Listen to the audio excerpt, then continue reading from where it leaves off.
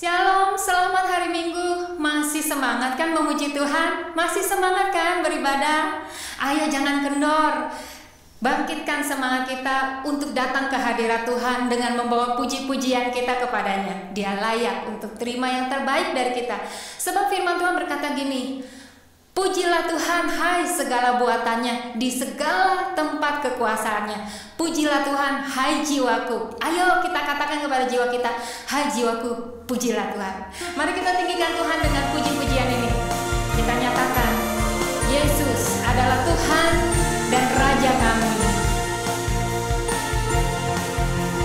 Nyanyikan dengan semangat. Yesus Tuhan, Kau Raja mulia, ku percaya dan mengagumimu. Yesus Tuhan, Kau penebusku, keselamatan ku terima darimu. Ku sembah Kau, Raja segala raja, Kau besar dan agung, ajaib perbuatanmu. Ku puji Kau, Allah yang terhebat, sungguh ku cinta Kau, Yesus Tuhan. Yesus Tuhan, Kau Raja mulia, ku percaya dan mengagumimu.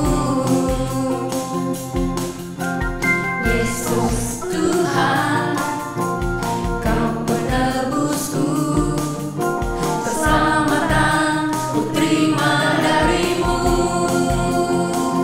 Ku sembah Kau, Raja segala raja, Kau besar dan agung, ajaib perbuatanmu.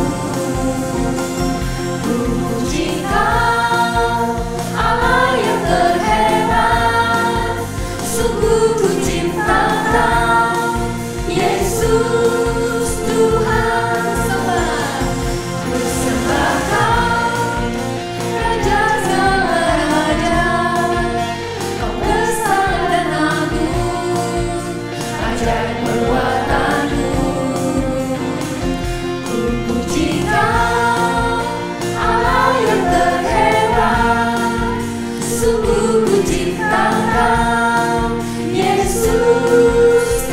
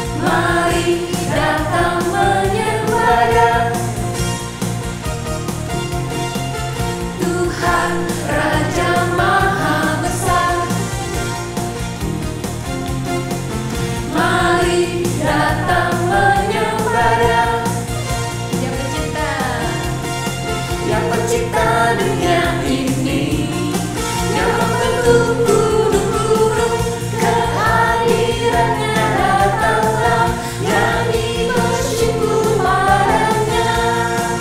Dengan bersuka bernyanyilah, dia batu keselamatan, pujinya Tuhan Raja Maha Besar. Dengan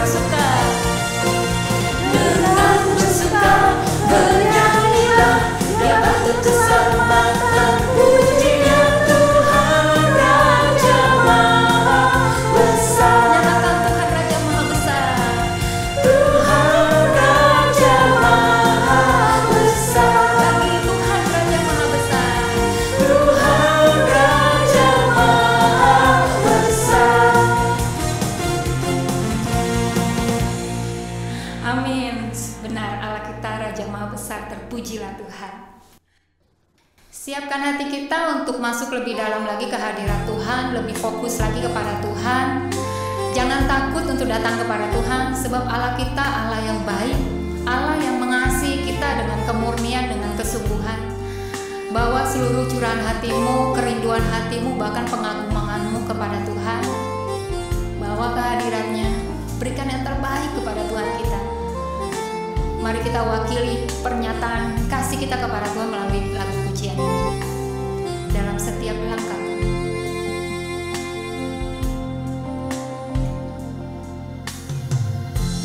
dalam setiap langkahku dan hembusan nafasku, Kau ada di sini.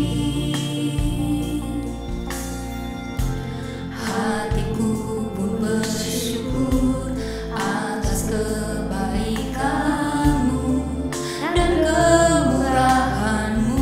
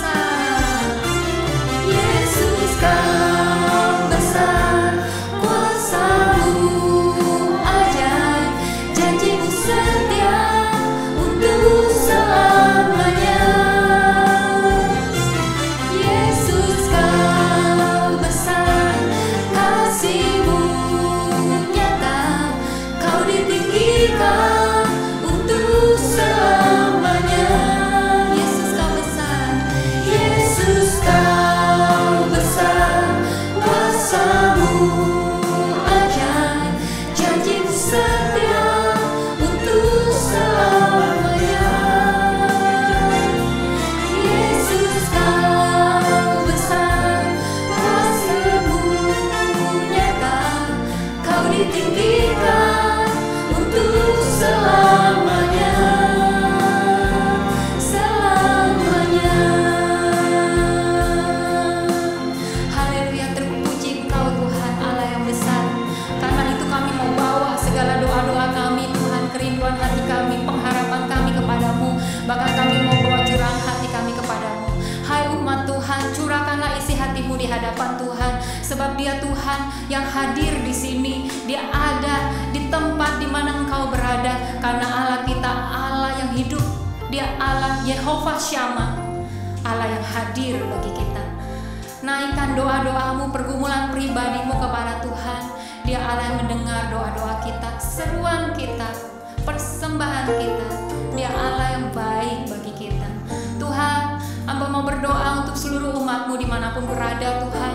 Dan dalam keadaan apapun ya Bapa, kiranya jamahan Roh Kudus memenuhi hatinya. Kiranya hadirat Tuhan yang penuh dengan kekuasaan, kemuliaan, kekudusan, pengharapan itu Tuhan memenuhi anak-anakmu Tuhan. Hendaklah yang hatinya kering, hatinya hambar dipenuhi dengan kasih Kristus saat ini juga di dalam nama Yesus. Tuhan, hati yang lemah juga Kau kuatkan ya Bapa. Hati yang bimbang Kau teguhkan, Kau yakinkan Tuhan. Biar setiap hati dibawa kepadamu saat ini. Terbukalah setiap hati untuk jamahan Roh Kudus. Roh Kudus, Engkau ada di tengah-tengah kami. Engkau ada bersama-sama dengan kami. Kekuatan baru, penghiburan, kasih, damai, sejahtera tercurah saat ini kepada anak-anakmu dimanapun berada mengikuti ibadah ini. Tuhan, terima kasih untuk keselamatan yang daripadamu. Terima kasih untuk berkat-berkat-Mu. Terima kasih untuk segalanya. Berkati juga anak-anakmu yang membawa persembahan Tuhan ke rumah Tuhan, yang membawa persembahan ke hadapan-Mu Tuhan melalui sacrifice apapun Tuhan bentuknya, dan yang memberikan petaburan-taburan ya Bapak, yang mengembalikan perpuluhan. Berkati tangan-tangan yang memberitakan kekurangan kami di dalam Engkau Tuhan. Berbahagialah kami Tuhan memberi Tuhan. Berbahagialah kami anak-anak yang bisa menjadi berkat kembali ya Bapa. Terima kasih ya Tuhan.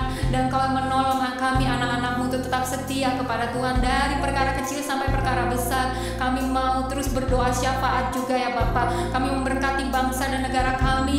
Diberkatilah Indonesia di dalam nama Yesus. Diberkatilah Australia di dalam nama Yesus. Setiap pergumulan yang dihadapi negara-negara ini Tuhan, biar Engkau beserta dengan kami, bangsa kami. Engkau campur tangan, Engkau pimpin, Engkau lawat, dan Engkau berkati. Berkati pemerintahan yang ada Tuhan.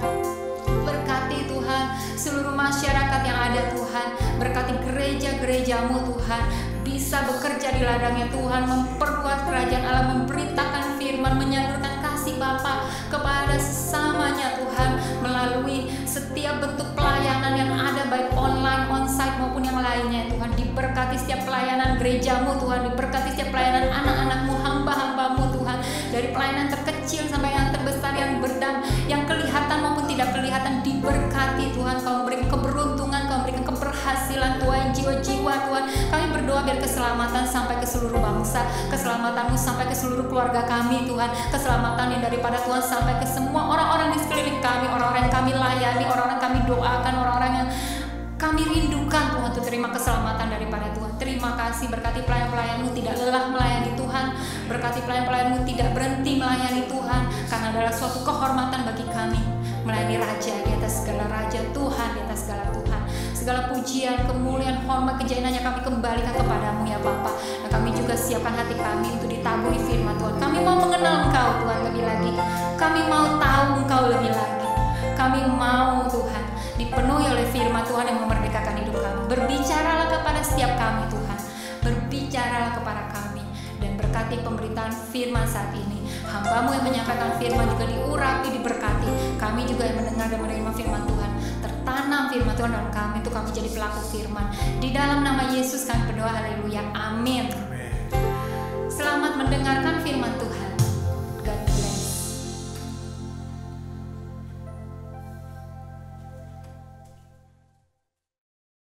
Shalom jemaat House of Sacrifice yang dikasih oleh Tuhan Yesus Kristus. Hari ini kita mau kembali merenungkan kebenaran firman Tuhan, belajar firman Tuhan, karena firman Tuhan ini baik buat kehidupan kita. Masih di dalam visi tahun 2021, yaitu menjawab pertanyaan Tuhan dengan hati yang baru. Judul dari khotbah hari ini adalah layakkah kita marah? layakkah kita marah? Well, saya percaya bahwa semua orang itu pernah marah. Semua orang pasti pernah marah dalam hidupnya. Cuman dari pelajaran hari ini kita mau lihat apakah kita layak untuk marah. Yunus pasal 4 ayat 1 sampai ke 4. Demikian kata firman Tuhan. Tetapi hal itu sangat mengesalkan hati Yunus. Lalu marahlah ia. Yunus marah. Dan berdoalah ia kepada Tuhan, katanya, "Ya Tuhan, bukankah telah kukatakan itu ketika aku masih di negeriku? Itulah sebabnya maka aku dahulu melarikan diri ke Tarsis. Sebab aku tahu bahwa Engkaulah Allah yang pengasih dan penyayang, yang panjang sabar dan berlimpah kasih setia, serta yang menyesal karena malapetaka yang hendak didatangkannya. Jadi sekarang ya Tuhan, cabutlah kiranya nyawaku, karena lebih baik aku mati daripada hidup." Tetapi firman Tuhan, "Layakkah engkau marah?" Yunus marah dan dia berdoa kepada Tuhan, "Tuhan, kenapa begini Tuhan? Lebih baik aku mati Tuhan." Lalu Tuhan berkata, "Layakkah engkau marah?" Yunus dengan hati yang kesal, tapi Tuhan berkata, "Layakkah engkau marah?" Sekali lagi, setiap orang bisa marah. Setiap orang pernah marah. Tuhan Yesus pun pernah marah. Tapi yang jadi pertanyaan yang mau kita bahas hari ini adalah, layakkah kita marah? Oke, mari sama-sama kita mau lihat bahwa Yunus tidak layak marah di saat itu. Kenapa Yunus tidak layak untuk marah di saat itu? Yang pertama, yang jelas-jelas dia tunjukkan adalah Yunus tidak punya lagi kesabaran. Yunus tidak punya lagi kesabaran. Kita tidak layak marah kalau kita sudah tidak punya kesabaran, saudara. Sudah tidak layak lagi untuk marah. At that time, ketika kesabaran itu sudah tidak ada dalam hidup kita, yang harus kita lakukan adalah kita menghentikan mulut kita untuk marah harusnya. Kenapa? Karena begitu banyak orang yang memilih marah di saat yang salah. Lawang kesabaran sudah habis masih mau marah. Itu udah salah itu sebenarnya. Tapi orang-orang itu akan menahan marahnya ketika dia masih punya kesabaran. Dari mana kita bisa belajar bahwa seharusnya seseorang itu marah ketika kesabarannya masih ada banyak. Spare untuk kesabarannya masih banyak. Yunus marah, tapi dia sudah tidak sabar lagi. Nggak sabar. Nah, kalau kita lihat cerita ketika Tuhan Yesus marah, ingat Tuhan Yesus pun pernah marah. Tuhan Yesus marah, tapi Tuhan itu panjang sabar. Kita tidak mungkin berkata bahwa Tuhan Yesus marah karena kesabarannya sudah habis. Tidak mungkin itu terjadi. Karena Tuhan Yesus adalah Tuhan yang panjang sabar. Betapa banyak ayat-ayat di dalam Alkitab yang berkata bahwa Tuhan Yesus itu panjang sabar. Daud menulis, ya, Musa menulis bahwa Tuhan itu panjang sabar. Bahkan Yunus sendiri pun di ayat yang tadi kita baca, dikatakan bahwa Tuhan, Kau adalah Tuhan yang panjang sabar, yang kasih setianya selalu melimpah. Artinya bahwa Tuhan Yesus ketika dia marah, dia masih tetap punya spare kesabaran yang luar biasa panjangnya. Banyak orang memilih untuk marah di saat yang salah. Ketika kesabarannya sudah habis, dia baru marah. Dan itu salah total. Ketika kita marah dan kesabaran kita sudah tinggal sedikit, itu sangat-sangat berbahaya. Kenapa? Karena seringkali orang yang marah ketika kesabarannya sudah habis, bahkan sudah melewati kesabarannya, seringkali memberikan punishment yang jauh lebih besar daripada mungkin kesalahan seseorang. Contohnya yang paling gampang begini aja. Ketika seorang anak melakukan kesalahan, ketika seorang anak kecil melakukan kesalahan, Orang tua ini dalam keadaan capek, pulang kerja udah capek luar biasa, habis dimarahin bosnya dan lain sebagainya. Lalu pulang melihat anak melakukan kesalahan, kesabarannya sudah habis. Seringkali yang dilakukan oleh orang tua adalah menghukum anaknya, memberikan punishment kepada anaknya, melebihi daripada apa yang sebenarnya dilakukan oleh anaknya. Ya, itu kesalahan. Itu dosa, saudara. Nah, makanya kita mesti belajar bagaimana menempatkan marah kita di dalam satu waktu yang tepat. Nah, untuk mempersingkat waktu yang tepat untuk marah adalah ketika kita masih punya kesabaran. Ketika kita sudah tidak punya kesabaran, berdiam diri lebih baik. Mencari wajah Tuhan, mengumpulkan kembali kesabaran, menenangkan hati, menenangkan pikiran, itu jauh lebih baik. Itu tindakan yang lebih wise dan lebih bijaksana. Nanti kita akan telusuri kenapa itu lebih bijaksana. Tapi Yunus sudah tidak punya kesabaran. Kesabaran terhadap siapa? Terhadap Tuhan, tentu saja. Dia marah kepada Tuhan kok.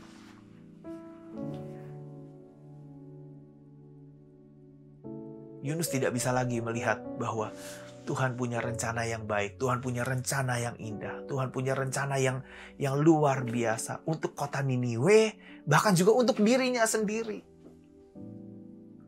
Yunus tidak bisa lagi melihat itu. Bahkan satu hari, pohon jarak ditubuhkan Tuhan.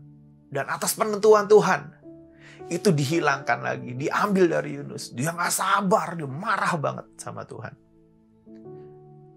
Yunus tidak punya kesabaran. Tetapi ketika Tuhan Yesus marah di bait suci, Tuhan Yesus masih sangat-sangat panjang sabar. Yang kedua, Yunus tidak layak marah. Kenapa? Karena Yunus tidak punya penguasaan diri. Saudara, ketika orang marah, orang itu cenderung marahnya sudah tidak punya kesabaran lagi kan, seperti yang tadi saya bilang. Cenderung memilih marah di waktu yang salah. Ketika sudah tidak punya kesabaran, marah dan meledak. Ketika meledak, penguasaan dirinya sudah tidak ada. Kenapa? Karena tidak punya kesabaran lagi. Gitu. Marah di saat yang salah itu mengakibatkan penguasaan dirinya akan sangat-sangat mudah untuk hilang loh, saudara. Dari mana kita tahu bahwa penguasaan diri Yunus itu sudah hilang? Dari ayat yang kita baca tadi. Di ayat yang ketiga berkata demikian, "Jadi sekarang ya Tuhan, cabutlah kiranya nyawaku karena lebih baik aku mati daripada hidup." Wah, Yunus minta aku lebih baik mati. Lah, Tuhan belum menginginkan dia mati kok. Ya, perkataannya ngawur. Perkataannya sudah tidak sesuai. Kita baca lagi yuk. Di ayat yang pasal yang ke-5 mulai sampai ayat yang ke-9. Yunus telah keluar meninggalkan kota itu dan tinggal di sebelah timurnya. Ia mendirikan di situ sebuah pondok dan ia duduk di bawah naungannya menantikan apa yang akan terjadi atas kota itu. Lalu atas penentuan Tuhan Allah, tumbuhlah sebatang pohon jarak melampaui kepala Yunus untuk menaunginya agar ia terhibur daripada kekesalan hatinya. Yunus sangat bersuka cita karena pohon jarak itu. Tetapi keesokan harinya, ketika fajar menyingsing, atas penentuan Allah, datanglah seekor ulat yang menggerek pohon jarak itu sehingga layu. Segera sesudah matahari terbit, maka atas penentuan Allah, bertiuplah angin timur yang panas terik, sehingga sinar matahari menyakiti kepala Yunus. Lalu rebahlah ia lesu dan berharap supaya mati. Katanya, lebih baiklah aku mati daripada hidup. Lihat, betapa Yunus sudah tidak bisa mengendalikan hatinya, sudah tidak bisa menguasai akan mulutnya, perkataannya sudah tidak bisa menguasai lagi. Tetapi berfirmanlah Allah kepada Yunus, layakkah engkau marah karena pohon jarak itu? Jawabnya, selayaknya lah aku marah sampai mati. Dia kepingin marah sampai mati. Bayangin, mati dalam keadaan marah. Gitu. Kenapa? Karena sudah tidak ada penguasaan diri lagi. Banyak orang ketika marah, karena sudah tidak punya kesabaran lagi, penguasaan dirinya rapuh. Penguasaan dirinya hilang. Makanya ketika marah, yang terucap B, S, F, C, cerai misalnya. M, mau mati rasanya. Lebih baik aku mati aja lah. Gitu.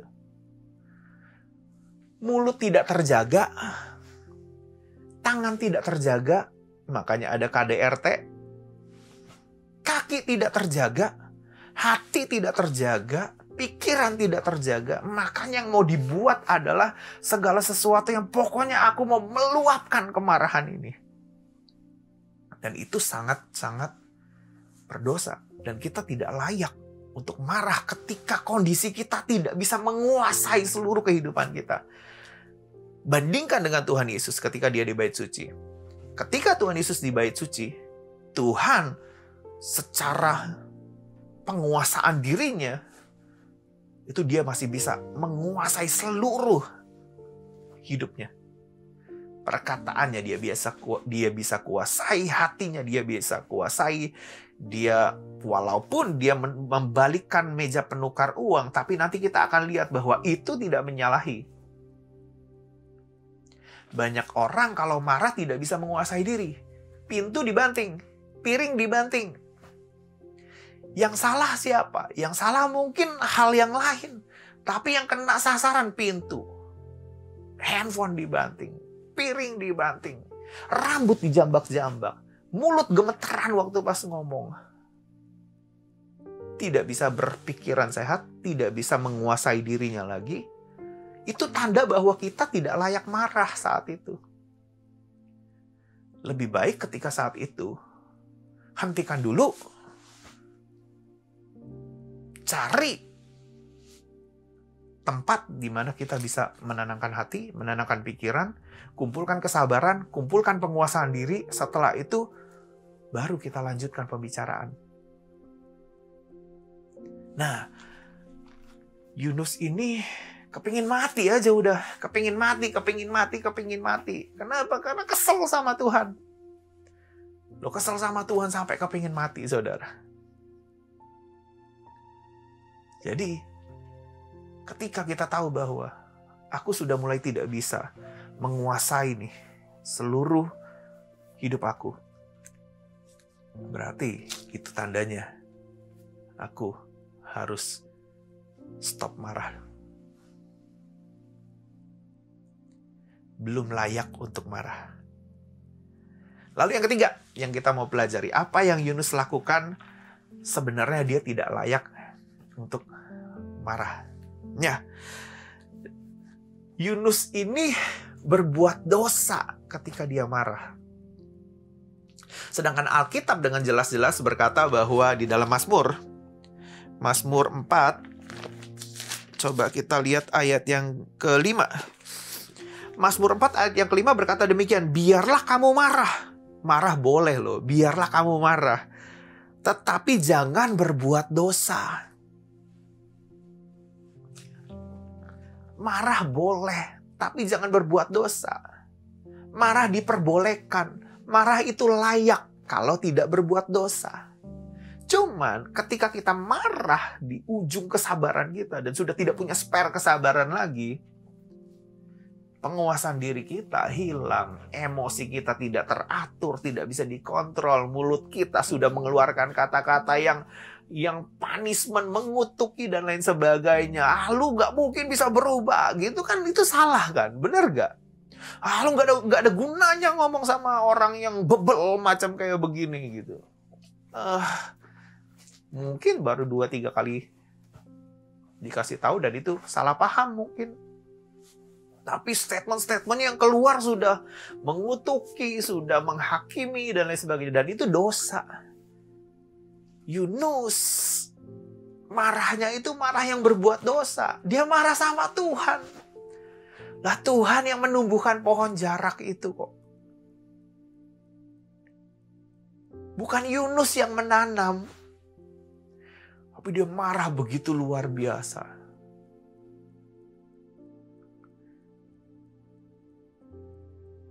Dan ketika Tuhan Yesus menyucikan bait suci, dia tidak berbuat dosa. Tidak ada kutukan, tidak ada penghakiman. Tuhan Yesus marah untuk menyucikan bait suci. Meja penukar itu adalah simbol dari kesalahan yang sebenarnya menjadi pemicu daripada kemarahan Tuhan Yesus Kristus. Makanya ketika Tuhan Yesus membolak-balikan meja penukar uang, Tuhan Yesus berkata bahwa ini loh yang jadi masalah adalah apa yang terjadi di meja penukar uang ini. Itu yang salah. Apa yang dimanipulasi di meja penukar uang ini. Itu yang harus dibereskan. Itu yang harus dimarahi. Tuhan Yesus nggak banting piring. Tuhan Yesus nggak banting handphone. Nggak. Di tempat di mana itu terjadi satu hal yang harus dimarahi, disitulah sebenarnya harusnya kita berfokus. Nah, tapi kalau kita marah kan yang apa aja bisa kena. Gitu. Ya. Seringkali kita marah dan korbannya itu bisa macam-macam. Apa aja bisa jadi korban. Kenapa? Karena marahnya sudah tidak bisa menguasai diri dan itu fatal. Itu berbuat dosa. Jadi kalau kita marah, jangan berbuat dosa. Kalau kita marah dan masih berbuat dosa, kita tidak layak untuk marah. Yang keempat, kenapa Yunus tidak layak untuk marah? Mari kita lihat dari cerita yang tadi kita baca. Yunus itu mementingkan diri sendiri banget, saudara. Cuman mementingkan dirinya sendiri. Pohon jarak itu untuk meneduhkan kepalanya. Itu diambil. Seakan-akan kebahagiaannya dirusak oleh Tuhan. Pokoknya dia marah banget sama Tuhan. Tuhan, hal inilah yang buat aku bahagia Tuhan. Aku udah sayang banget sama pohon jarak ini. Yunus begitu marah sampai kepingin mati loh. Ngadu kepada Tuhan, aku pengen mati Tuhan. Aku pengen marah sampai mati Tuhan. Aku layak nih. Dan Yunus sampai bilang, aku layak nih. Kalau diginiin, aku layak nih marah sampai mati nih. Saudara, betapa seringnya ya manusia itu berkata bahwa aku layak buat marah. Tapi padahal menurut pandangan Tuhan, kamu gak layak sama sekali untuk marah. Yang kamu marahi itu hanya untuk memuaskan kepentingan dirimu sendiri kok.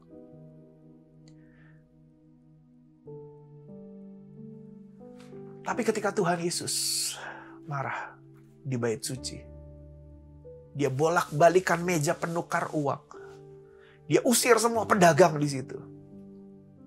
Kenapa dia melakukan itu?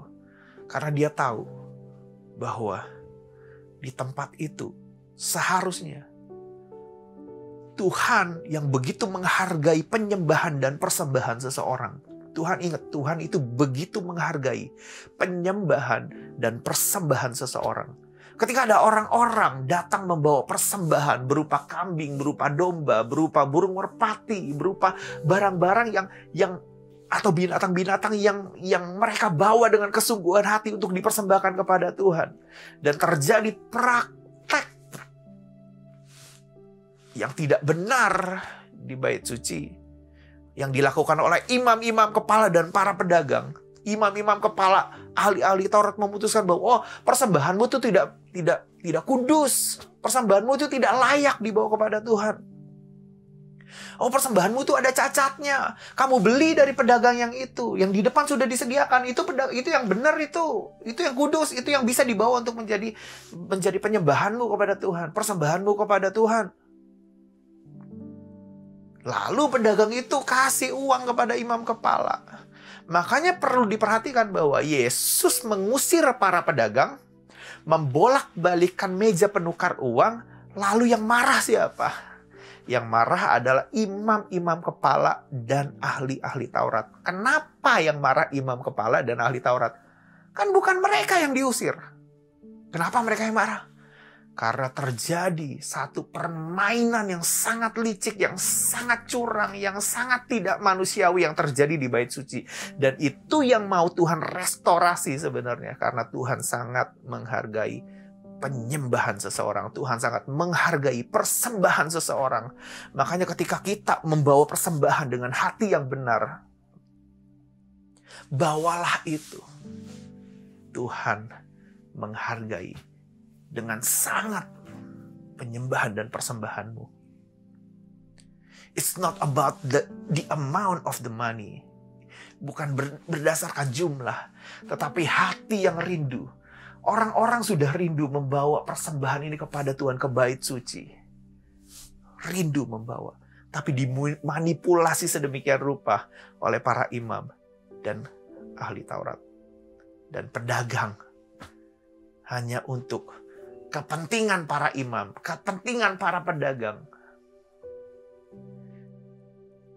Jadikan diri kita orang-orang yang mengerti bahwa Tuhan itu sangat-sangat concern dengan penyembahan dan persembahan kita. Yunus gak layak marah. Lawang marahnya untuk kepentingan diri sendiri kok. Ya kan, marahnya itu karena kepentingannya diambil gitu. Kepentingannya tuh sepertinya aku gak punya kesenangan lagi gitu. Tapi ketika Tuhan Yesus marah, dia tahu bahwa ada tanggung jawab yang dilanggar oleh para imam kepala. Ada tanggung jawab yang dilanggar di bait suci. Yang terjadi di meja penukar uang itu. Dan itu harus diselesaikan. Membolak-balikan meja penukar uang itu adalah bukti bahwa Tuhan Yesus tegas, serius, dan sangat-sangat concern dengan penyembahan seseorang. Dengan apa yang dibawa oleh seseorang. Yesus berhak marah di situ. Dan dia tidak berbuat dosa. Sekali lagi, ketika Tuhan melakukan itu, panjang sabar masih tetap ada dalam hidupnya. Penguasaan diri masih tetap ada dalam hidupnya. Dia tidak berdosa. Dan yang dia lakukan adalah memulihkan tanggung jawab, menyucikan tempat yang seharusnya menjadi bait suci. Di mana orang dengan hati membawa persembahan dan penyembahannya kepada Tuhan. Dan itu diterima oleh Tuhan sebagai bentuk kesetiaan seseorang terhadap Tuhannya. Dan itu harus direstorasi, itu harus dipulihkan, itu harus dibenarkan. Dibalikan tanggung jawabnya seperti seharusnya. Yunus marah untuk kepentingan dirinya sendiri. Nah saudara, begitu banyak hal yang bisa dipelajari hanya dengan kata marah. Lalu sekarang apa yang harus kita lakukan dengan firman Tuhan yang kita dengar hari ini? Setiap kali kita mau marah, anggaplah seperti gini. Setiap kali kita mau marah, tanyalah kepada diri kita sendiri. Saat ini aku mau marah, tapi layakkah aku marah? Layakkah aku marah saat ini? Apa yang aku mau? Apa yang sedang aku coba untuk marah saat ini? Kita tanya pada diri sendiri. Ada 4 hal yang kita pelajari hari ini yang harus kita tik. Yang pertama adalah, kita masih punya kesabaran gak? Kalau sudah tidak punya kesabaran, stop marahmu dulu. Engkau gak layak marah. Yang kedua, kamu ketika marah, kita ketika marah, apakah masih bisa menguasai seluruh kehidupan kita? Pikiran, hati, muka, mulut, perkataan yang keluar dari mulut kita. Tangan masih bisa dikuasain nggak? Kaki masih bisa dikuasain nggak? Ya, Kalau tangan sudah mulai jambak-jambak sana, jambak sini, udah gitu. Mulut sudah keluar kata-kata yang sudah tidak-tidak gitu kan. Tangan sudah mulai banting sana, banting sini. Engkau tidak layak marah. Gitu.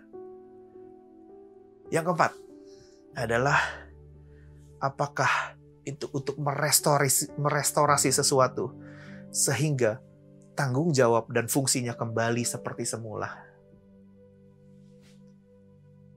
Kalau iya, engkau layak untuk marah. Kalau tidak, lupakanlah hakmu untuk marah hari itu. Karena engkau tidak layak untuk marah. Dan biarlah di tahun ini kita belajar. Marah yang kita keluarkan adalah marah yang memang seharusnya, pada tempatnya, pada waktunya, sehingga hasil dari marah itu adalah sesuatu yang lebih disucikan lagi, lebih dimurnikan lagi, lebih baik lagi hasilnya. Dan result dari marah kita adalah sesuatu yang lebih baik, sesuatu yang lebih produktif, sesuatu yang lebih efektif, sesuatu yang lebih baik lagi. Marah tetap diperlukan ketika marah dilakukan dengan cara yang benar. Well, hari ini kita mau belajar, biarlah kita marah di saat kita layak untuk marah. Dan Tuhan mengizinkan kita untuk marah. Mari sama-sama kita merenungkan firman Tuhan ini, biar firman Tuhan ini boleh menjadi pedoman bagi kehidupan kita. Di saat kita mau marah, tanyakan dulu kepada diri kita sendiri, layakkah kita untuk marah? Mari sama-sama kita mau tundukkan kepala dan kita mau berdoa sekaligus menyelesaikan ibadah hari ini. Bapa di surga, kami mengucap syukur, terima kasih Tuhan buat hari ini. Hari yang luar biasa Tuhan. Kami punya Tuhan yang begitu luar biasa baik. Kami masih bisa beribadah, berbakti. Kami masih bisa memuji nama Tuhan. Kami masih bisa membawa persembahan kami kepada Tuhan. Kami masih bisa membawa penyembahan kami kepada Tuhan. Dan kami tahu Tuhan, Kau sangat serius Tuhan. Kau sangat concern. Kau sangat menghargai penyembahan dan persembahan kami Tuhan. Kau sangat menghargai Tuhan hari-hari di mana kami bisa menguduskan, menghormati hari Sabat. Masih setia Tuhan dengan jam-jam ibadah kami Tuhan Yesus. Tuhan, kami berdoa Tuhan, biar hari ini kalau kami belajar tentang marah, ajar kami Tuhan untuk bisa marah Tuhan di saat yang benar Tuhan. Marah untuk sesuatu yang baik Tuhan. Marah bukan untuk egoisnya kami sendiri Tuhan. Bukan untuk kepentingan kami sendiri Tuhan. Tapi untuk melihat segala sesuatunya Tuhan berjalan dengan baik. Berfungsi dengan baik. Tanggung jawabnya kembali direstorasi dengan baik Tuhan.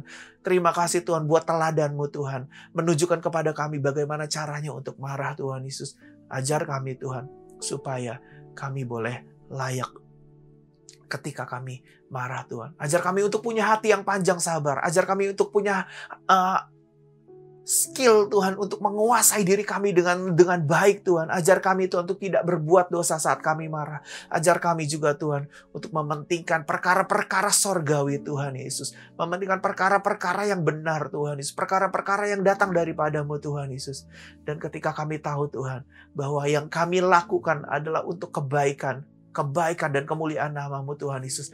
Ajar kami Tuhan untuk bisa mengerjakannya dengan baik Bapa. Terima kasih Tuhan, terima kasih. Berkati Tuhan umat-Mu Tuhan Yesus yang sudah mendengarkan ibadah hari ini Tuhan Yesus. Biar firman Tuhan yang kami dengar hari ini Tuhan boleh membawa hidup kami Tuhan menjadi semakin sempurna seperti Kristus Tuhan. Mari sama-sama kita angkat tangan kita ke atas.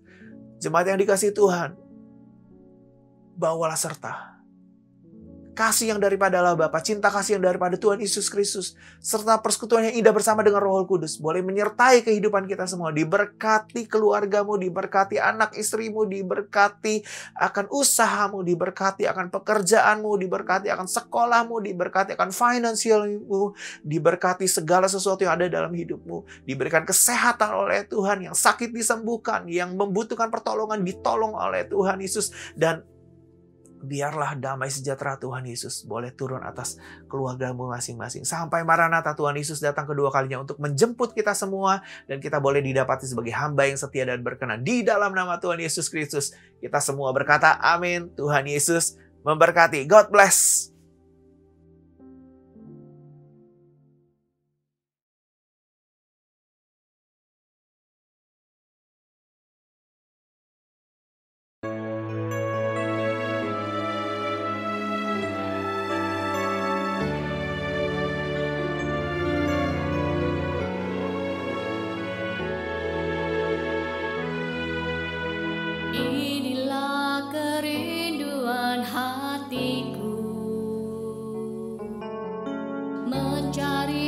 puja